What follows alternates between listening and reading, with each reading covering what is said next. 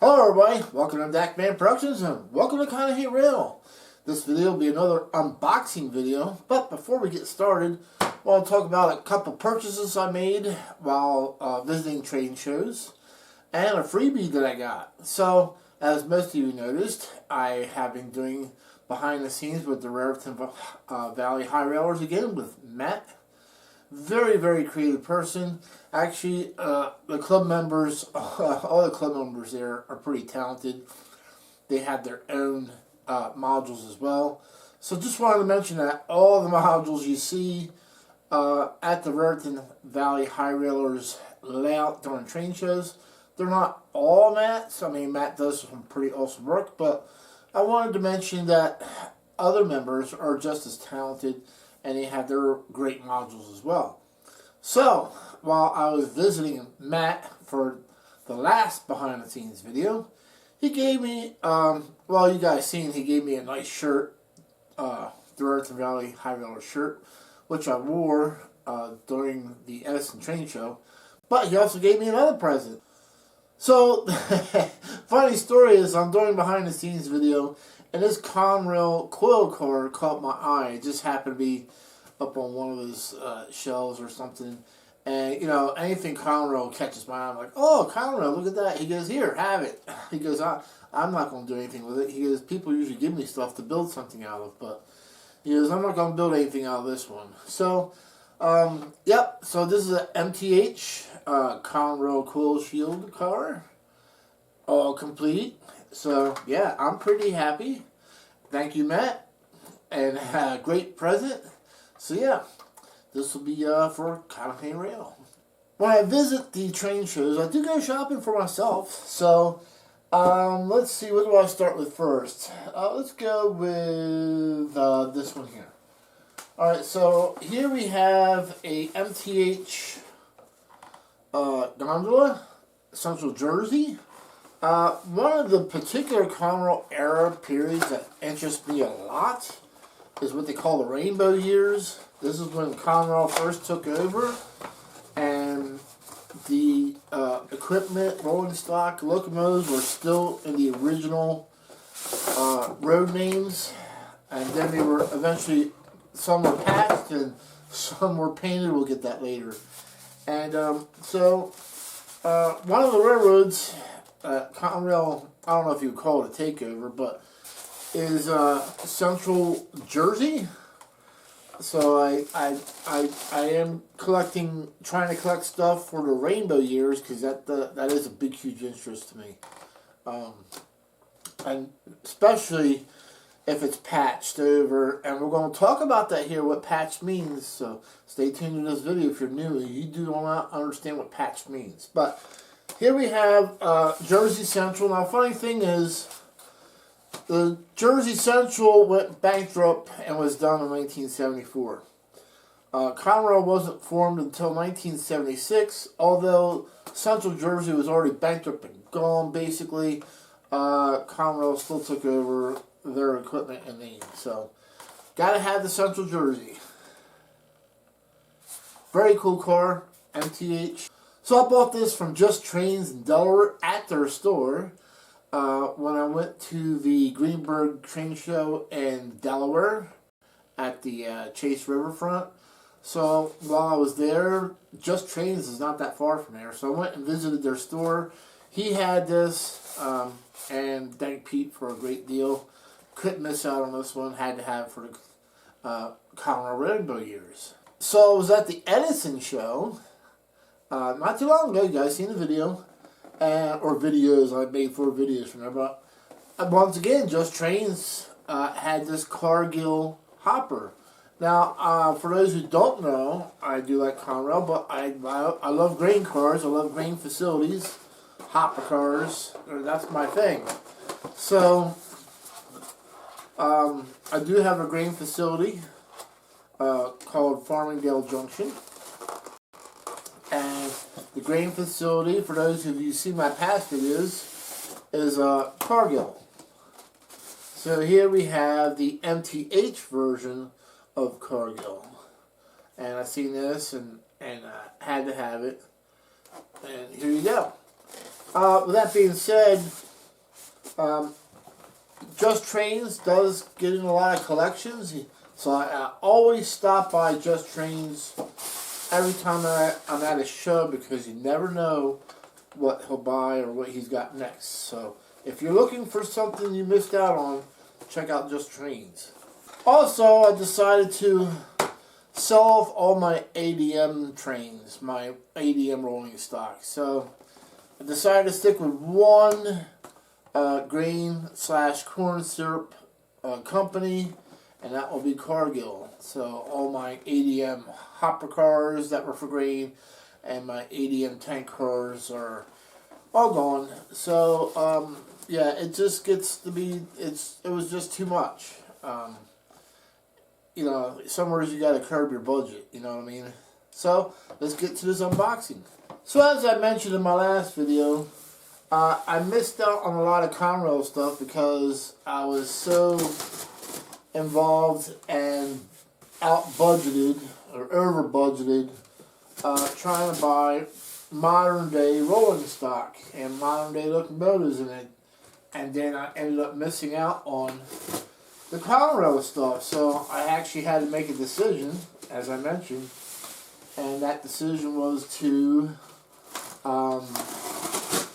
sell off my modern stuff and stick with just the Conrail for my particular budget.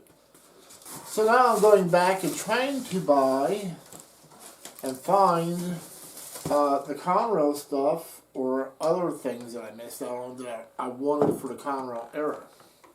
Now remember, in the early part of this video, I was talking to you about patched Conrail and how the Conrail Rainbow era, and I explained how the Conrail Rainbow era was the early years that Conrail was formed, and they had all this mishmash of different color, you know, rolling stock and locomotives. So, you know, you had Penn Central, you had Erie Lackawanna, you had the Reading, and a lot of these to make things go faster, they were not doing repaints in the beginning. They were just doing what they call patch jobs. And I said, I'll explain to you what patch jobs mean. So this is a perfect example. So what did I find or get today? So this is from Western Depot. These were already released, but I missed out on them because I didn't have the money at the time to buy them, because I was already too far in debt into modern stuff. So today we have what looks to be Penn Central, but it's actually Conrail. So I know you're confused, but let me explain. Let's take these out of the box and take a look. Okay, we have the Atlas O Master Series Conrail GATX Air Slide Hopper on the tracks. And I know what you're saying. Dakman, what are you talking about? It says Penn Central on there. It's right here. It says Penn Central. Okay, so let me teach everybody something here. No matter what it says on the side of this car, Penn Central, Wonder Bread, Schlitz Beer, Dakman Productions, Atlas O, no matter what it says on that car, that's not necessarily the owner's name. So it could be leased to Schlitz Beer to carry hops, or it could be leased to a cement company to carry cement. So maybe their name would be on there, Cement Transit. So how do you know who owns the car or the freight car? So FR regulations state that all freight cars must have reporting marks that run on mainline tracks. So if you look here in the corner, it says CR. For those who may not know, there is a cool website that you can actually go to look up reporting marks to see who owns them. Now, CR stands for Conrail. So at the time, Conrail, basically what they done was patched out the PC, which would have been here. You can actually see where the PC originally was. So see that dark green paint right here? So they would have painted a square block and painted over the PC reporting marks, which was originally Penn Central, and then re-stenciled it to CR. So this is a patched, that's why it's called a patched freight car, because they literally patched out or painted over the original reporting mark name. Now today's Conrail, or the CR logo, is actually now owned by Norfolk Southern, where the New York Central logo, or New York Central reporting mark, is owned by CSX. So if you see a CSX freight car that has NYC reporting marks on it, it originally had CR as a reporting mark, and since CSX cannot use CR reporting marks because Norfolk Southern has the rights to them, they decided to re-stencil old ex-Conrail equipment over to NYC. So that's how you would know if a CSX freight car was originally a Conrail, if it says, or it has NYC reporting marks stenciled on it. I just love transition era rolling stock. Transition era meaning that's when a railroad first took over another one, either as a buyout or a merger or something along those lines.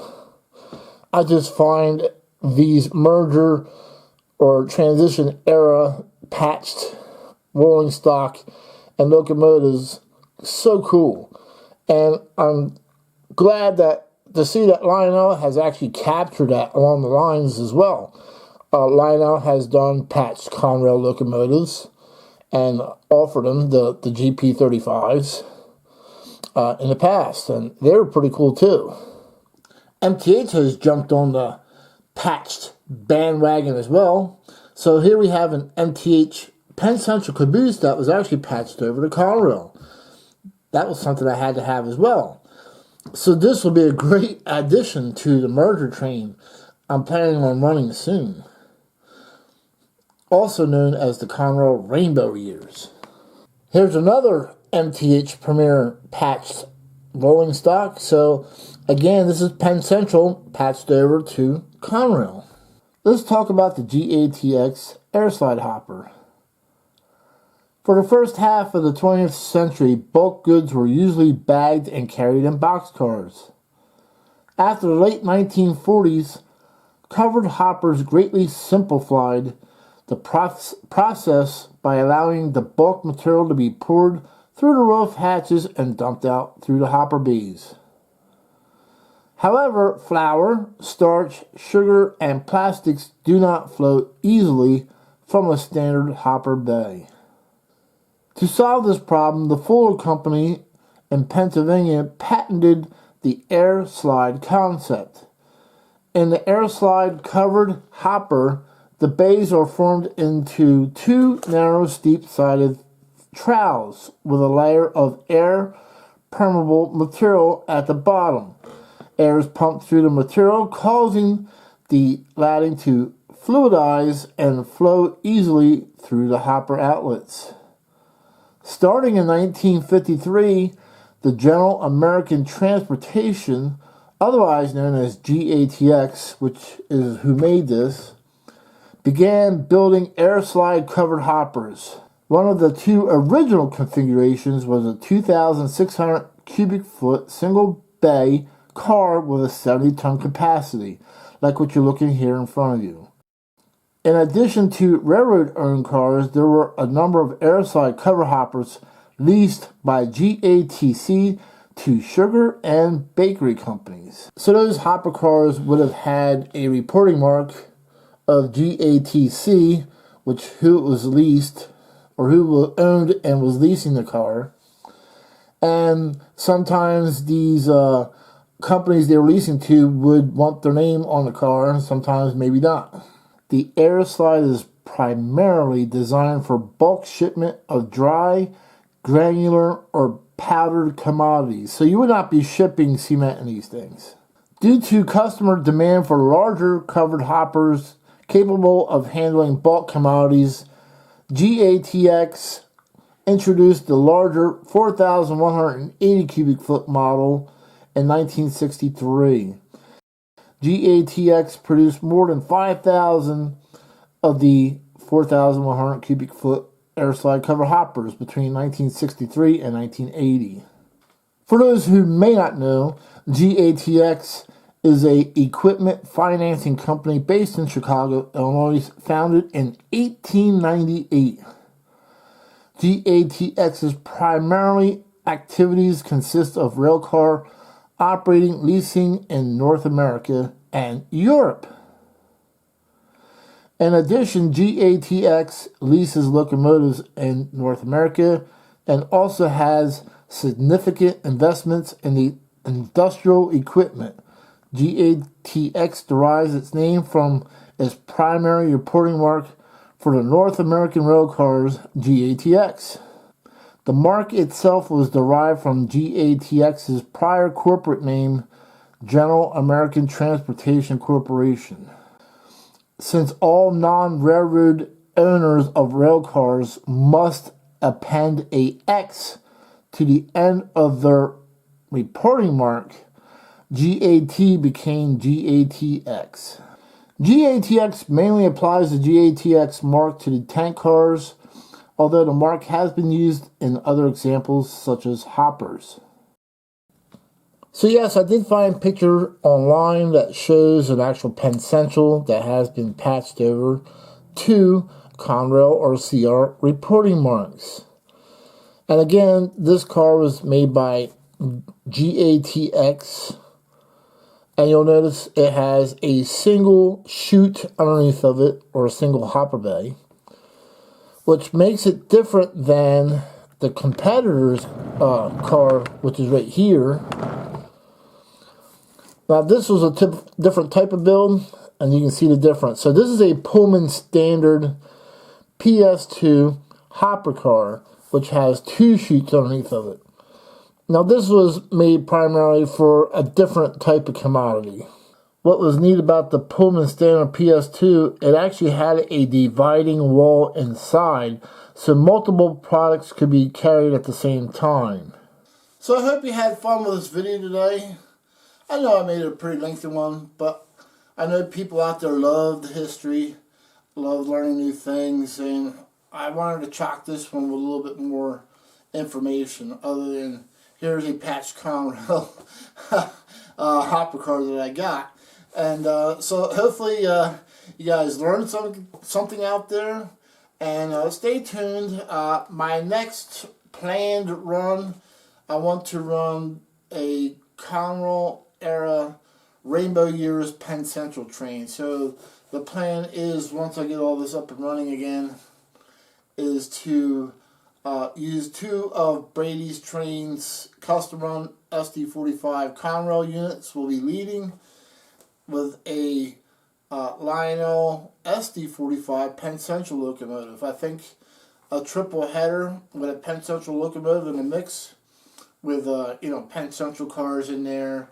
I'll throw some Jersey Central in there, a couple Readings for Walt over there over at the Train Shop Weekly show, and yeah, and I got some New York Central stuff that I can throw in there as well in the mix. So I think I even got an Erie Lackawanna around here somewhere. So I'll mix in some cool stuff that will truly show the Conrail Rainbow Years. And there's actually books out there on the Conrail Rainbow Years, so check them out too.